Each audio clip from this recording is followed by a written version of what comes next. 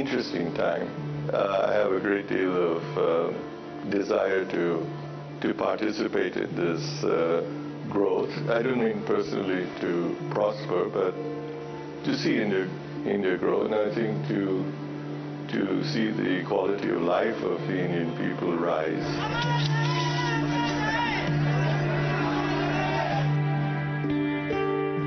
Making money is not everything. I think seeing a community develop, seeing children being more healthy are all issues where I think many of us should have a great sense of desire to participate. And I hope I could make some difference in those areas.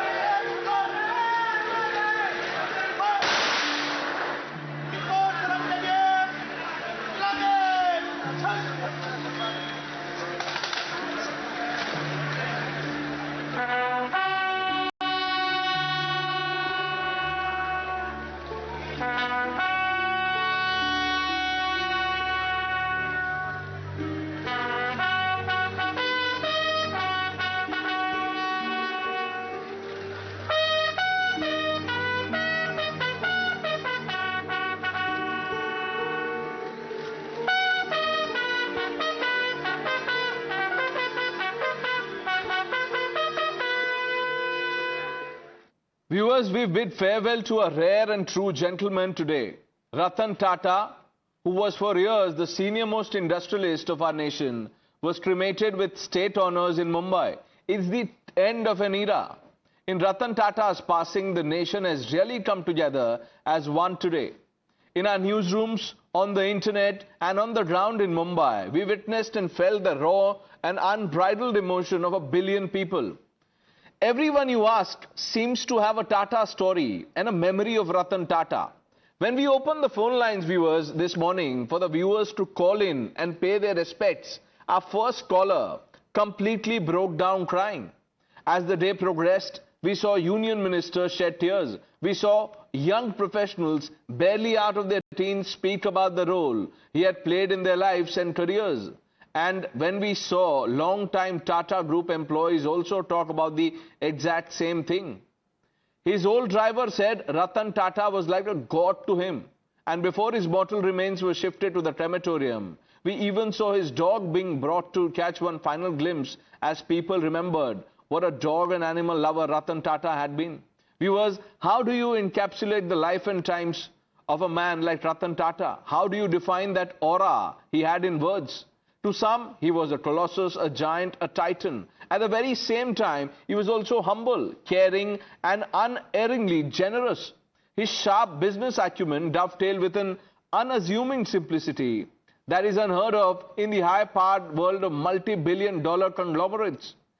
Maybe this is why his gumption was perhaps the most notable thing about him. Without Ratan Tata, viewers, it's hard to imagine an Indian company going abroad and acquiring a British icon like Jaguar Land Rover. It's hard to imagine TCS becoming the global giant that it has become today. In today's day, Indian companies have reached such size and scale that we're accustomed to seeing world beaters. But even 20 years ago, for instance, Tata developing and manufacturing a car in India was considered a breakthrough. To put it simply, viewers, it was Ratan Tata who blazed the trail that many others have followed. It was he who showed many of us that it's okay to dream of unthinkable and then set about achieving it. Today, viewers, we pay tribute to one of the greatest Indians. We pay tribute to the man, the myth, the legend. India pays tribute to Ratan Tata. And to talk about him, we have Suhel Seth, someone who knows Ratan Tata and what Ratan Tata story is, what Ratan Tata meant to brand Tata and to all of us. Suhel, thank you first of all for agreeing to do this. I know it's a personal loss for you. But look at the outpouring of emotions. I mean, people like you who've had the pleasure and honor of knowing Mr. Tata personally. But there are millions who've never met him. Yet they feel the same sense of loss. Because he touched every life without meeting every life. Pranesh, he wasn't an industrialist. he wasn't just a philanthropist. He was unique and unusual because everything he did with decency, he did with dignity, or an underlying bed of compassion. He inherited a formidable legacy and then went on to carve a legacy of his own. A legacy that will be very difficult to emulate. But you know what he did, Pranesh? He set in motion an architecture, like a good architect that he was, an architecture of values, an architecture which will now inspire every individual, whether he or she works in the House of Tata or outside, to be able to work within that framework and do more. Look, let's go back into history. When Jamshedji Nasarwanji Tata founded the group, the Tata Steel plant, at that time Tisco in Jamshedpur, came about in 1907. Dorab Tata was the man who then said that whatever we do, we give back in greater measure. So their responsibilities towards community, towards society was always there. Look at the mark of the man's humility. In 2017, the House of Tata turned 150 years old. It's very difficult for business houses to last that long. They disintegrate, there's infighting, But the reason why the House of Tata is what it is because it had an imprint of values. It stayed the course. And I asked him at that point in time, I said, Mr. Tata, what will we do to celebrate? He says, but what is there to celebrate? I said, 150 years. Companies celebrate 25 years, 50 years. He says, no, we shouldn't be celebrating. We shouldn't be celebrating because our work is the celebration. Our commitment to India, our commitment to other markets is our celebration. Our commitment to making sure that the less privileged get the succor, get the hope, get the compassion, get the wherewithal, get the means. Which is why, what will you remember, Pranesh, what will you remember Ratan Tata for? He was a fighter jet pilot. He trained on the Falcon. He was a dog and animal lover. He was an architect beyond imagination. He was a philanthropist. He set up cancer centers so that the people who needed urgent medical care and health care were there to be assisted, were there to be aided and helped. And he did that with passion, compassion, without a murmur. That's the hallmark of a great human being. Which is why someone asked me, Pranesh, today, how would you define him? I say that Ratan Tata was the most unusual human being because he was a formidable champion of humanism. He was a formidable believer in humanity. He was,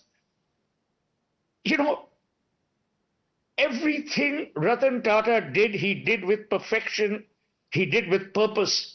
When you marry perfection and purpose, you get a concoction which is not worthy only of emulation, but it is inspiring, it is invigorating, it is enthusing. It brings people together. You very rightly said in your opening remarks that there was an outpouring of grief. I'm 61. I met Mr. Tata in 1990. 34 years.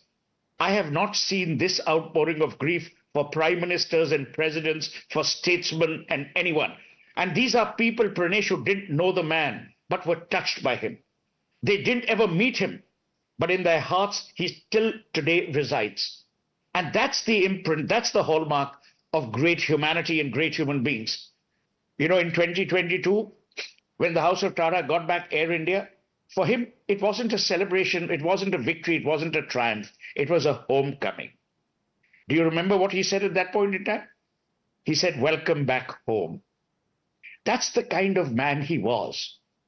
When Bombay House was being renovated after Chandra took over, he insisted, and to be fair, Chandra played a great part in that, and there was a kennel set up in Bombay House so that no dog who comes for shelter is refused shelter. You heard stories about Goa today, his dog. Goa would leave Bombay House every morning at 8:30, walk all the way out of Bombay House and come to Elphinstone, where Mr. Tata's office was between 2012 and 2016. and remains to this day. And he would wait outside the elevator. The same dog that you're showing right now. Goa would sit next to him. If you ever had a meeting with Mr. Tata, Goa would be sitting next to him on the sofa. When men love animals who are speechless, animals who need care, who need nourishment, who need nurturing, you then realize what humanity is all about. You know, there's a lovely plaque on Park Lane in London which celebrates all the animals who sacrificed their lives in the two world wars. I know what the plaque below says. They had no choice. Ratan Tata had a choice. He had a choice of leading a life of, great style, great panache. Opulence. He chose a life of simplicity. He chose a life of purpose. And today we are blessed. We are blessed that some of us knew him. Some of us had the privilege, the honor of knowing this giant of a man. Suhel, the emotions are coming through, and I'm sure viewers who are watching this broadcast can completely relate to what you're feeling and what you're saying. There's so much to talk about the man, Mr. Ratan Tata. You've written an opinion piece today, and you've said that for Tata it was always about doing the right thing. I'll give you an example. 2008, Mamata Banerjee, who was in opposition, took it upon herself to throw the Tatas out of Singur, where they were setting up a nano plant. At that point in time, Pranesh, I had said on national television that it's the worst move, because I was born and raised in Calcutta. It was a move which was terrible for Bengal, it was terrible for India, it was terrible for industry. But Mamata Banerjee didn't budge. 2008 September, I was having a meal with our current Prime Minister, who was then Chief Minister of Gujarat. And I have to say, look at Narendra Modi's foresight. And he told me as I was leaving, saying, Suhel bhai, kal kahan ja rahe hain? I said, I'm going to Bombay. तो रतन टाटा को आप message दीजिए कि nano यहां ले आए. अब तो वो सिंगूर में नहीं है. So I said, I'll convey the message. And I did convey the message. Narendra Modi's logic was that when the Navsari priests came to India, they landed in Kutch, in Navsari, the coastline. And he says that, look, it'll be a homecoming for Ratan Tata and the Nano. That's how Sanat was created. That's how Ratan Tata did what he had to do. Now let me tell you, why was the Nano created? One day, Mr. Tata was driving, and he normally drove himself. By the way, he always sat in front. If there was a chauffeur, he sat in front with the chauffeur. There was no, Bada Saab sitting at the back. So he saw this family on a scooter, family of four, father, mother, and the two kids held on to the mother. And they were getting drenched. That's when Mr. Tata said, why can't we create a car which is a lakh of rupees and give it and sell it for Indians who can afford it? And that's how Nano happened. Mr. Tata was the first person who spoke to Singapore Airlines ages ago. But in India, we had unscrupulous people who lobbied hard. Couldn't Ratan Tata have lobbied? Of course he could have. Ratan Tata at one time was chairman of Indian Airlines, but he didn't. Because that's not him. That's not his moral compass. That never was, it never will be. In fact, during the Singur period, Mr. Tata said, I think it was October 2, 2008, if my memory serves me right, on Gandhiji's birthday, he says, look, I'm that kind of person, you can hold a gun to my head. You either fire or you move, but I'm not going to budge. Even his stubbornness came out of purpose. The reason was because there were too many people who were willing to crawl when asked to walk in our country. And Pranesh, I got married in 2018. 2019, our daughter was born. And 2020, just before the onset of COVID, Mr. Tata said, why don't the three of you, Lakshmi, Gayatri, and you come to Bombay? Now, Mr. Tata was never in the company of children, because, and Gayatri came and he played with her and, it was almost as if we had entered a grandfather's home. This July 2024, Again, Lakshmi, Gayatri and I spent the afternoon with him. And I still remember, and I have to say, where, he's nudging her with a Kit Kat, she's nudging him. And when I told Gayatri that, do you know who you're with? And she kept saying, Mr. Tata, Mr. Tata. He needn't have. Who are we? Who are you? Who am I? We're no one in the larger scheme of things. But his innate decency, his genuine purposefulness, his genuine love. And I can tell you this, Pranesh, and I'm not trying to, we always say that once a person is gone, we eulogize. It's not about eulogizing, because I know what the man is all about and what he was all about and what he will remain in our hearts and in our minds. Because I'll tell you one thing, much like his predecessors, he has planted the seeds of compassion. He has planted the seeds of philanthropy, not for 10, 20, 30 years. He's planted it for centuries. We are blessed, Pranesh, you and I are blessed that in India we had a man amongst us who walked with such compassion, with such care, with such love, with such affection. It's not about, Ratan Tata being a Padma Vibhushan. Today I tweeted at 1:06 a.m. saying, Dear Prime Minister, it's time that India's true Ratan got the Bharat Ratna. And you should have seen the outpouring there. But did Ratan Tata ever lobby for anything? Never. Never. That was his principled way of life. That's why you and I celebrate him. That's why the common man today was queuing up outside the NCPA in order to pay tribute. I was there right through in the morning, and I saw with my own eyes. There were commoners, there were industrialists, there were statesmen, there were police officials, there were ministers. All were in the same queue, because that's what Ratan Tata was. There was no VIPism in his life. When we used to go out, suppose we were abroad or, anywhere, and his accompanying staff would sit with us at the same table. And for us now, for me personally, for another one of his very close friends, Melli Mistry, it has become a way of life. We don't think, oh, that's staff and this is this and that is that. So the learnings that one has got from Ratan Tata are exceptional. They are learnings that are anchored in humanity. They are learnings that are anchored in humanism. They are learnings that we all live in this world to do something good. कोई पैसे लेके नहीं जाता, कोई जायदाद लेके नहीं जाता. आपकी जायदाद आपका अमीर है, आपकी जायदाद आपकी मोरालिटी है, आपकी जायदाद आपका पर्पसफुलनेस है. And today, when we celebrate Ratan Tata, we celebrate him because he touched our lives. And he will continue to touch our lives. Those cancer centers will still welcome people who have been afflicted by that dreaded disease. Small animals will still go to that hospital for treatment. The NCPA, for which funds were given, will still be the citadel of culture. That's who he was. Decent, cultured, dignified, and always, always purposeful. Suhel, there's so much to talk about him. In your piece, you've said that tales of his compassion are now legion, but what is not known was the pain that the man had gone through, a pain that he kept to himself and did not allow others to be touched by. So 2012, December 28 was his 75th birthday. And Cyrus Mistry was taking over as chairman. I don't want to get into the details of everything.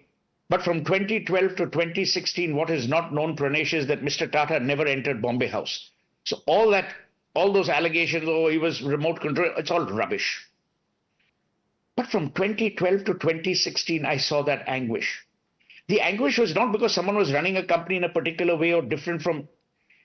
Ratan Tata was very clear that you can do what you want as long as you don't change the edifice on which the house of Tata was built. And that edifice had only one word: humanism, and which was, a parallel to compassion. And that is what anguished him. In fact, if you remember, on October 24, 2016, what is little known, everyone says, oh, he was sacked. No. Mr. Tata and Nitin Noria went to meet Cyrus P. Mistry and said, the board has lost confidence in you. So would you like to resign? And Cyrus Mistry said, no, I will fight. Now, I don't want to get into that. In fact, his last 1 hour television conversation was with me, and we never raised this. I never raised it, he never raised it. But that's who he was. He wasn't the kind of person who would fling, dirt. It wasn't in his grain. It wasn't in his modicum. Right. And that's how he's always lived his life. The tales of his simplicity, Suhel, many people are talking about the 3-bedroom apartment that he used to stay in. As someone who spent so much time with him, in India and abroad, and has been to his house, like you were telling us, what was the house like? So viewers were watching this broadcast. If you could please. So earlier he used to live in a building called Bakhtawar near Kulaba Post Office. Then he moved to the house that he had designed called Halakai. It's named Halakai. Just see that house. It is a marvel of simplicity and minimalism. But look at the simple man that he was. One day, my wife and I were visiting him. Gayatri wasn't with us. And we suddenly saw in the drawing room area, the whole thing, scaffolded. So I said, what happened? He says, there's a massive leak. I said, he says, no, I've told people, but they haven't been coming for the last 4 or 5 days. So I called up someone and I said, now here was Ratan Tata who couldn't get basic plumbing, and he was waiting for the plumbing people to come and actually sort this out. Now, tell me, where in this world would you see this? Where in the world would you see a person who as powerful, as wealthy, as respected, seeming so helpless, saying, but what do? I'm just waiting for these people. So there are tales and tales and tales of Ratan Tata's benevolence, of his character, of his intrinsic belief. No matter what you say, Pranesh, I have never seen a man more committed to Indianness and India. Never seen a man more committed to the Indian ideology, to secularism, to the way India should be, to the capabilities that India has, whether it was planting the Indian flag, which now flutters outside the pier in New York, or Chorus, or Jaguar Land Rover. He faced it all. He faced a lot, but he stood tall. When he took over as Chairman Tata Sons, the Tata Group was led in various companies by satraps, very powerful people who had built those companies. JRD was very benign, but Mr. Tata was very clear that there had to be one Tata. There had to be one ideology, there had to be one Tata code of conduct. And again, he faced a barrage of criticism, but he stayed the course. And today, you see the house of Tata like it has never been before. And to my mind, in N. Chandrasekharan, he made the wisest choice, and he kept saying that. Because Chandra has been a lifer with the house of Tata. And just see the way Chandra has managed it. The same simplicity. No going out and doing shoshagiri, nothing. Working 18 hours a day, keeping the same values alive, keeping the same code of conduct going. So, it's an exceptional time. And as Chandra said in his statement, he says, for me means for him. He was my mentor, my guide, my friend. Right. That's what he always was. I was telling someone today when, again, I was a bit emotional, and they said, what do you think? I said, I lost my dad in 2015. I lost my mother in 2021. This is like losing a third parent. And see, I'm not saying this to, this is how important he was. But this is the impact he had on people. Today, when you saw people, both from within the house of Tata and commoners alike, people who were his colleagues in industry, whether it was a Mukesh Ambani, a Nita, or a Kumar Mangalam, or the RBI governor, Shaktikant Das, they needn't have been there. Right. The home minister. But again, this was not the Ratan Tata that Ratan Tata would have ever wanted. If he had his way, he'd have gone quietly, cremated, but then India has experienced losing one of its most valuable, one of its most cherished sons. Well said, Suhel. I thank you again for taking out the time and letting us know what it meant to know Ratan Tata up close and personal. It's a hard time for you, as it is for so many others, his family members, admirers. Thank you once again, Suhel Seth, for taking out the time to speak to me on India Upfront.